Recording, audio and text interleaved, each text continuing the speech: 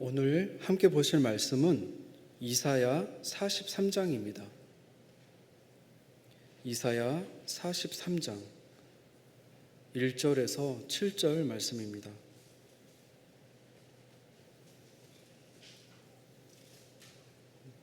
(1절에서) 7절입니다. 교독하시겠습니다. 마지막 절은 함께 읽겠습니다. 야곱아, 너를 창조하신 여호와께서 지금 말씀하시느니라. 이스라엘아, 너를 지으신 이가 말씀하시느니라.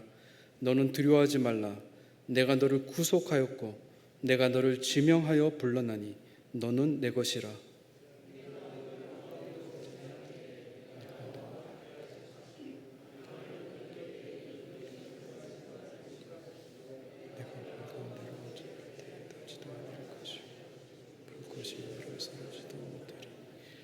대전하는 여호와 내 하나님이요 이스라엘의 거룩한 이요 내 구원자임이라. 내가 애굽을 너의 속량물로 구스와 스바를 너를 대신하여 주었노라.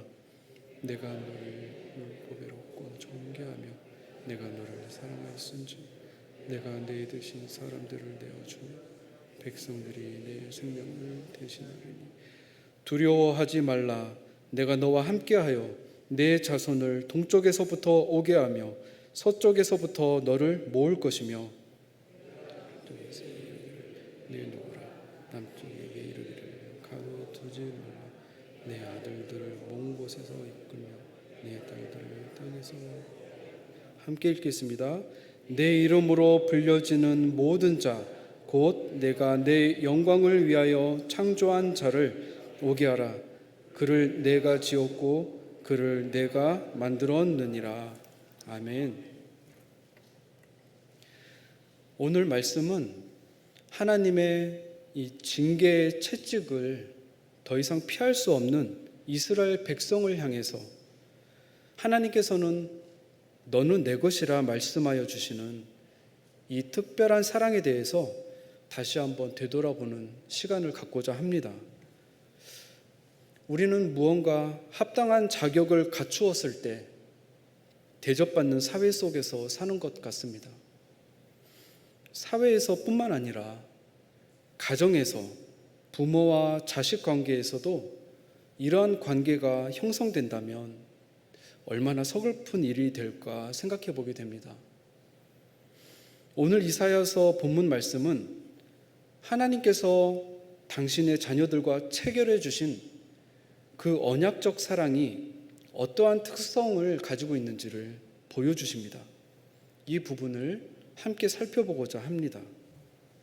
첫 번째로 하나님께서 그의 자녀들에게 고난을 허락하실 때는 그것은 오히려 자녀들에게 생명이 되는 길임을 볼 수가 있습니다. 먼저 이사야가 선지자로서 사명을 받기 전 이스라엘 상황들을 잠시 살펴보면 애굽의 경우는 왕권이 바뀌어서 이스라엘이 포함된 팔레스틴 지역에 신경을 쓸 여력이 없었습니다. 아수르는 내분이 일어나서 자신들 상황에 집중하기도 바빴습니다. 이런 상황 속에서 당시 남유다의 요시야 왕과 북이스라엘 여로보암 2세는 번성기를 누리게 됩니다. 특히 남유다는 블레셋과 암몬 등 주변 나라들로부터 조공을 받을 정도로 군사력이 강해졌고 경제적으로도 매우 부유해졌습니다. 그러자 남유다는 점차 북이스라엘과 같이 종교적으로 도덕적으로 타락해 갑니다. 하나님을 향한 제사는 형식적이 되어가며 선지자들을 통한 하나님의 말씀에 점점 눈과 귀를 닫습니다. 그리고 북이스라엘이 아수르에 의해 멸망당하는 것을 봤음에도 불구하고 남유다는 어떤 교훈도 받지 못한 채 더욱 타락해 갑니다. 그리고 오늘 이사야 말씀에서도 볼 수 있듯이 선지자를 통해 하나님의 심판의 경고가 남유다에 집중적으로 쏟아지게 됩니다. 오늘 본문 앞장 이사야 42장 19절에서 20절 말씀을 제가 읽어보도록 하겠습니다. 맹인이 누구냐? 내 종이 아니냐? 누가 내가 보내는 내 사자같이 못 듣는 자겠느냐? 누가 내게 충성된 자같이 맹인이겠느냐? 누가 여호와의 종같이 맹인이겠느냐? 내가 많은 것을 볼지라도 유의하지 아니하며 귀가 열려 있을지라도 듣지 아니하는도다. 이제 하나님의 징계를 피할 수 없는 때가 점점 다가오게 됩니다. 그 뒤에 24절 말씀을 보면 야곱이 탈취를 당하게 하신 자가 누구냐? 이스라엘을 약탈자들에게 넘기신 자가 누구냐? 여호와가 아니시냐? 우리가 그에게 범죄하였도다. 그들이 그의 길로 다니기를 원하지 아니하며 그의 교훈을 순종하지 아니하였도다 라고 말씀하십니다. 하나님께서는 이제 이스라엘 이전의 이름, 허물 많고 흠이 많았던 이름 야곱이라고 부르시면서 탈취를 당하게 될 것이고 약탈자들에게 넘겨줌을 당하게 될 것이라고 경고하십니다. 그런데 계속해서 이어지는 말씀인 오늘 본문 43장에 와서는 갑자기 하나님께서 그들에게 내가 너희에게 구속자가 되어주신다고 말씀해 주시는 것입니다. 본문 43장 1절 다 같이 다시 한번 읽어보도록 하겠습니다. 야곱아, 너를 창조하신 여호와께서 지금 말씀하시느니라. 이스라엘아, 너를 지으신 이가 말씀하시느니라. 너는 두려워하지 말라. 내가 너를 구속하였고 너를 지명하여 불렀나니 너는 내 것이니라. 엄중한 심판을 하신 후에, 엄중한 심판을 선언하신 후에 너는 내 것이라고 말씀하시고 두려워하지 말라고 말씀하시는 것입니다. 우리는 징계를 싫어합니다. 연단, 고난의 과정을 가급적이면 피하고 싶어 합니다. 바벨론으로 포로로 끌려간다는 말을 누가 좋아하겠습니까? 어떤 곳인지 누가 있을지 알 수 없고 무엇보다도 포로의 신분이 되는 것입니다. 이사야 선지자 다음 선지자인 예레미야 때에 남유다가 이제 멸망하려는 그 순간에서도 남유다의 많은 거짓 선지자들은 수많은 거짓 예언들을 쏟아냅니다. 바벨론은 다시 물러갈 것이고 예루살렘과 성전은 건재할 것이라고 말합니다. 그러나 하나님의 메시지는 멸망한다 하십니다. 남유다 백성의 머리로는 납득이 가지 않습니다.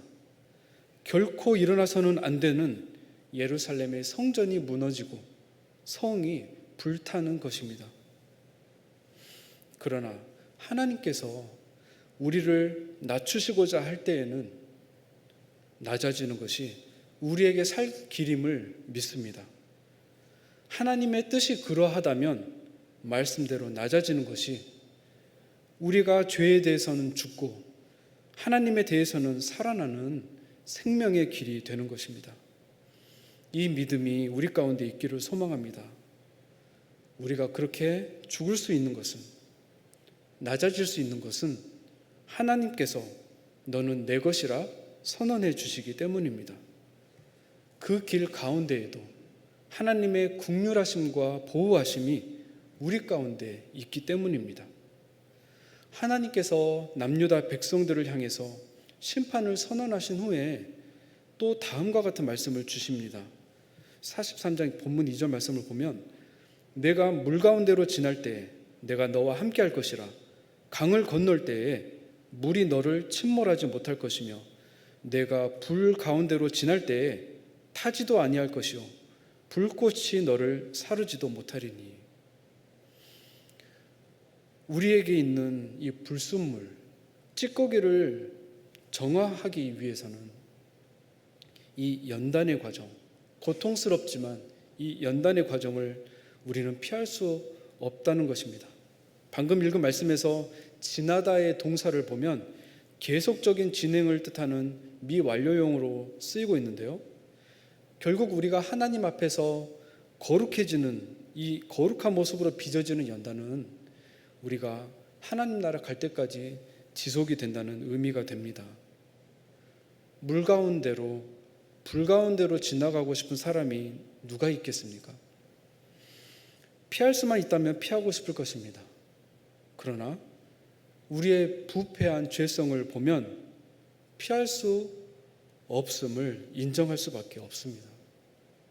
그러나 하나님께서 주신 말씀처럼 징계, 때론 이 연단을 받을지라도 두려워할 필요가 없는 것은 그 연단이 수백 번이든 수천 번이든 하나님께서 승리하게 하실 것이기 때문입니다.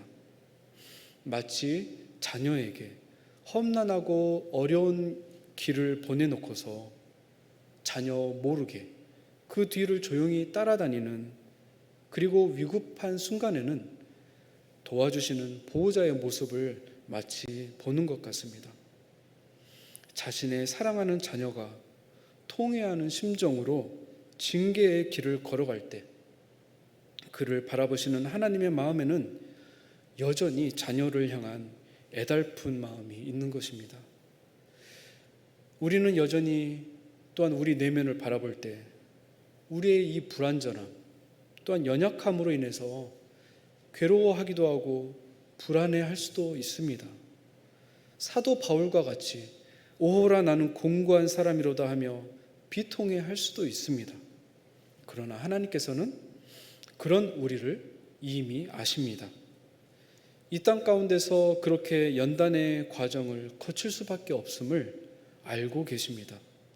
그분은 우리를 창조하신 분이시기 때문입니다.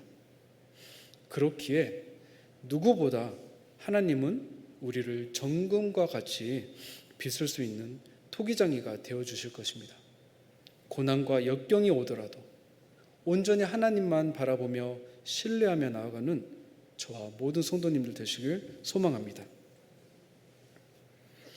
두 번째로, 하나님께서는 우리의 정체성에 대해서 알려주시고자 하는 것을 볼 수 있습니다.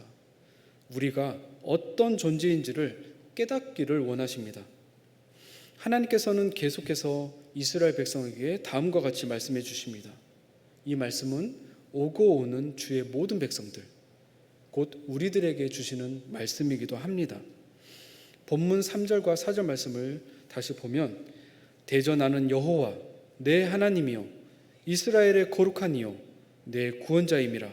내가 애굽을 너의 속량물로 구스와 스바를 너를 대신하여 주었노라.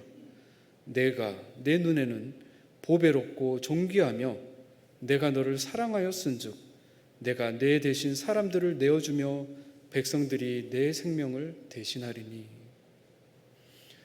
우리가 얼마나 보배롭고 존귀한 자인지를 말씀해 주십니다. 당신의 자녀들을 구원해 주시기 위해서 애굽을 속량물로 구스와 스바를 대신 내어주셨다고 말씀하십니다. 너를 구원하기 위해서 애굽의 모든 장자들을 죽이셨다는 것입니다. 수많은 보석과 보화의 창고였던 지금의 아프리카 지역 구스와 스바조차도 버리셨다고 말씀하십니다. 훗날 구스와 스바는 애굽과 통합되는데요, 다시 말하면 애굽을 여러 번 해서 반복해서 말씀하시는 것으로 강조의 뜻이 되기도 합니다. 하나님께서 당신의 자녀들을 구원하시기 위해 치르신 대가가 얼마나 큰지를 보여주시고자 하는 것입니다.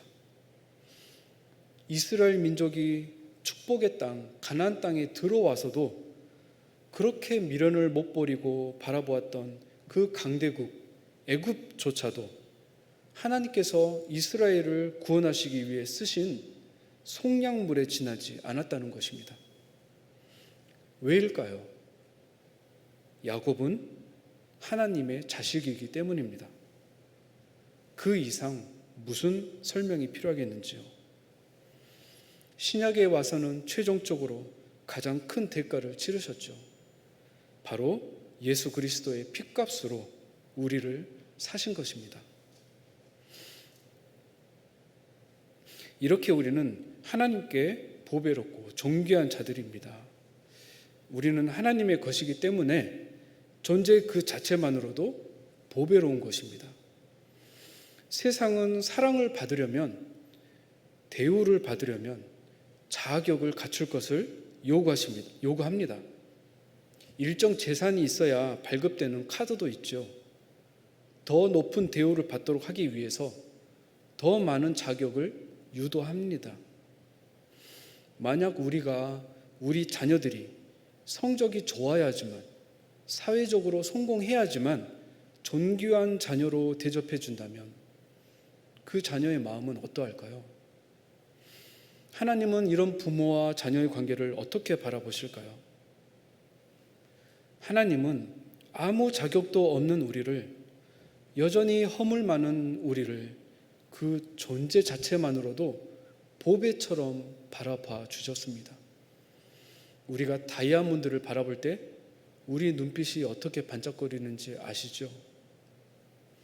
우리의 자녀들, 내 옆에 앉아있는 지체들, 그리고 나 자신을 바라볼 때도 그런 눈빛과 마음으로 바라볼 수 있기를 원합니다. 1절 말씀에서 허물 많고 약점투성이었던 그 야곱을 부르시며 내가 너를 지명하여 불렀고 너는 내 것이라고 말씀해 주십니다. 우리가 자격을 갖추었기 때문에 하나님께 부름을 받은 것이 아닙니다. 우리 가운데 혹시 자격을 갖추어서 부름을 받은 분이 계신지요? 우리는 하나님께서 아무 공로 없이 존귀한 자로 불러주신 자들입니다. 우리를 보배와 같이 바라보십니다. 그러니 혹 우리가 세상적으로 부족해 보인다 하더라도, 가진 것이나 재능이 부족하다 하더라도 우리의 가치는 보배입니다. 나 스스로를 존귀한 자로 여길 수 있기를 소망합니다. 그럴 때 죄악도 사탄의 유혹도 우리를 넘어뜨리지 못할 것입니다. 그리고 본문 5절에서 6절 말씀에서 두려워하지 말라. 내가 너와 함께하여 내 자손을 동쪽에서부터 오게 하며 서쪽에서부터 너를 모을 것이며 내가 북쪽에서 이르기를 내놓으라. 남쪽에게 이르기를 가두어 두지 말라. 내 아들들을 먼 곳에서 이끌며 내 딸들을 땅끝에서 오게 하며 라고 말씀하십니다. 하나님의 소유는 결단코 버려지지 않는다는 것을 보여주십니다. 우리는 하나님의 것입니다. 세상 어디에 있든지 결단코 버림을 당할 수 없는 존재들입니다. 그래서 6절에서 하나님께서 내 아들들, 내 딸들이라고 불러주십니다. 어디에 있든지 불러 모아주실 것입니다. 우리는 창조자, 스스로 계시는 전능자이신 여호와께 속해 있습니다. 그래서 본문 7절에 보시면 내 이름으로 불려지는 모든 자, 곧 내가 내 영광을 위하여 창조한 자를 오게 하라. 그를 내가 지었고 그를 내가 만들었느니라. 우리가 바벨론과 같은 세상의 강한 권력 아래 눌려 있다 하더라도, 혹은 징계의 고통 속에 있다 하더라도 결코 버림바 되지 않을 것입니다.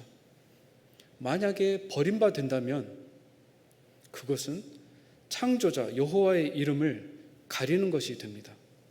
그렇기 때문에 결단코 하나님의 이름으로 불려지는 우리는 단 한 사람도 잃어버린 바 되지 않습니다. 그러니 하나님께서 낮아지라 하시면 얼마든지 낮아질 수 있습니다. 죽으라 하시면 죽을 수 있는 것입니다. 우리는 결단코 하나님께 잃어버린 바 되지 않기 때문입니다. 이 소망과 믿음 가운데 오늘 또 담대히 살아가시는 저와 모든 성도님들 되시길 소망합니다. 마지막으로 우리 모두에게는 하나님께서 부르신 소명이 있음을 알게 하십니다. 우리를 구원하신 여호와 하나님은 창조자로서 우리의 구속을 성취해 주셨습니다. 그렇게 한 사람도 잊은 바 되지 않고 불리워진 우리에게 하나님께서 주시는 소명이 있습니다. 이사야 43장 10절 말씀을 다 같이 한번 읽도록 하겠습니다. 나 여호와가 말하노라. 너희는 증인 나의 종으로 택함을 입었나니 이는 너희가 나를 알고 믿으며 내가 그인 줄 깨닫게 하려 함이라. 나의 전에 지음을 받은 신이 없었느니라. 나의 후에도 없으리라. 이것은 하나님께서 이스라엘을 선민으로 선택하셨던 그 본래의 목적을 다시 회복시켜 주시는 은혜입니다. 열방을 향해 하나님이 구원자 되심을 전파하는 증인으로서 다시 회복시켜 주시는 것입니다. 처음에 이스라엘은 어떠했는지요? 증인된 소명을 망각하였습니다. 자신들만 선택받았다는 그 선민의식으로 오히려 이방인들을 정죄하며 배척했습니다. 거기서 이제 더 나아가 이방인들과 똑같이 우상숭배의 길로 빠져버렸던 것입니다. 그런데 하나님께서 이제 다시 그들에게 소명을 주십니다. 우리의 존재 목적을 다시 회복시켜 주시는 것입니다. 이제 대부분 성도님들도 외우고 계실 법한 웨스터민스터 소요리 문답 제1문, 사람의 제일 되는 목적은 무엇입니까? 에 대한 것이죠. 바로 하나님을 영화롭게 하고 그를 영원토록 즐거워하는 것입니다. 우리에게 이 본연의 모습을 회복시켜 주시기 위해 하나님께서 치르셨던 그 대가가 너무나 컸습니다. 애굽과 구스와 스바를 버리셨고, 그리고 만왕의 왕 예수 그리스도를 십자가에 못 박으셨습니다. 이 생명을 살리는 소명을 이제 우리에게 다시 주십니다. 생명의 생수, 복음의 생수가 옛 이스라엘처럼 한 곳에 고여 있는 것이 아니라 나의 지역을 넘어서고 다음 세대로 넘어가고 강물처럼 계속해서 흘러가기를 원하신 것입니다. 그 결과 예수님께서 오신 지 2000년이 지난 지금 성도님들과 제가 이렇게 모여서 하나님을 예배할 수 있게 되었습니다. 이제 우리가 그 바톤을 이어받아서 이 복음의 강이 계속해서 흘러가게 하기를 원합니다. 8절을 보시면 눈이 있어도 보지 못하고 귀가 있어도 듣지 못하는 백성을 이끌어내라라고 말씀하십니다. 바로 앞장 42장에서 하나님께서 이스라엘을 바라보며 표현하셨던 말씀이죠. 하나님의 말씀에 눈을 닫고 귀를 막았던 너희들의 과거를 돌아보라는 것입니다. 우리 역시 지금도 때론 이 어리석은 일을 반복하는 것 같습니다. 그럼에도 불구하고 하나님께서는 우리를 증인으로 세워주셨습니다. 여전히 연약한 우리를 보배처럼 바라보시고 존귀한 자처럼 바라봐 주시는 그 마음으로 우리도 세상에 나아가길 원합니다. 받은 은혜를 생각하며 하나님이 구원자 되심을 전할 수 있기를 간절히 소망합니다. 이렇게 증인의 삶을 살아갈 때 역시 고난과 역경이 찾아올 수 있습니다. 우리가 지나가야 할 물과 불은 꼭 우리를 죄악에서 씻어내는 정화의 그 기간만을 의미하지 않습니다. 사도 바울이 고백했던 것처럼 주를 위해 이제 우리 몸에 채워야 하는 고난을 의미하기도 하는 것입니다. 우리는 하나님의 소유입니다. 물 가운데 지나더라도 결코 침몰하지 않을 것이며 불 가운데 지날 때에도 결코 우리를 사르지 못할 것이라 약속해 주셨습니다.